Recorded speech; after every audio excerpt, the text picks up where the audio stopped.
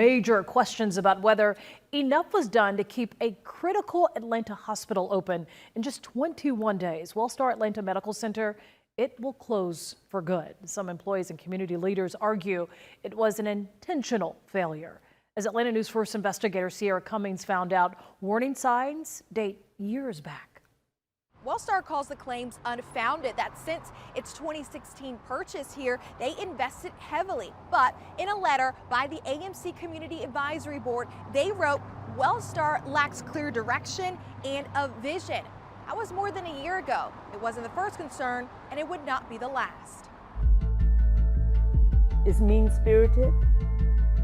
It's underhanded. For the 6 years Wellstar has owned Atlanta Medical Center, Susie Johnson remains skeptical of the hospital's owner. It's frustrating because you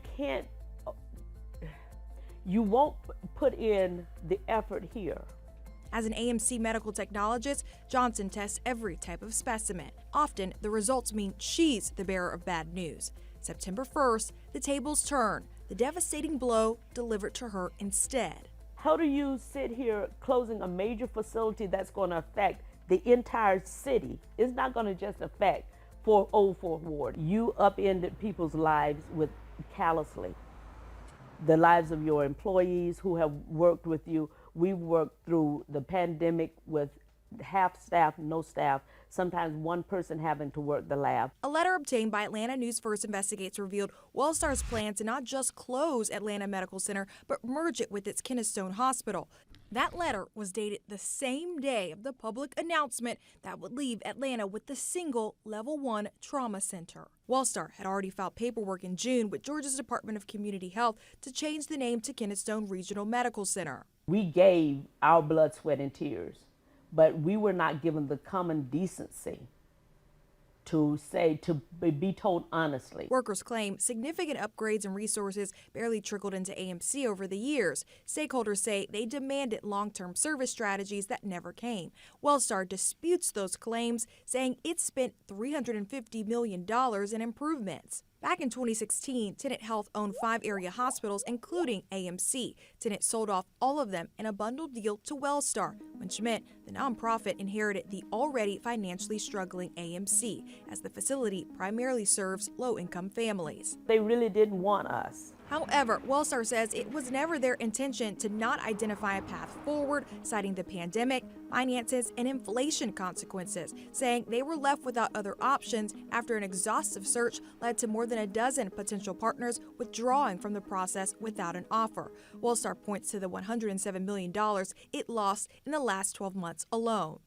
Members of Wellstar's own Community Advisory Board seemingly felt the opposite. Writing in a letter last year, there have been ill-conceived random strategies to reduce or eliminate services and slow improvement on safety and quality control, adding it is clear that without a vision by Wellstar leadership, it will result in continued deteriorating conditions. Adding the lack of serious investment in building partnerships is concerning. Is there such thing as a truly non-profit hospital? Well, a not-for-profit hospital is a legal construct. It's providing those services at highest quality and lowest cost. Metro Atlanta healthcare economist Bill Custer argues because Medicare and private insurers require hospitals to offer more treatment than ever before, the medical market has even more nonprofits focused on profits. So there's been a variety of attempts to try to give not-for-profit hospitals incentives or regulation that directs them more toward fulfilling that community mission. In fact, this study recommends just that. Johns Hopkins collected data on all U.S. nonprofit hospitals. Results revealed overall, many of the hospitals' charity care was not aligned with their actual obligations connected to their tax exemptions.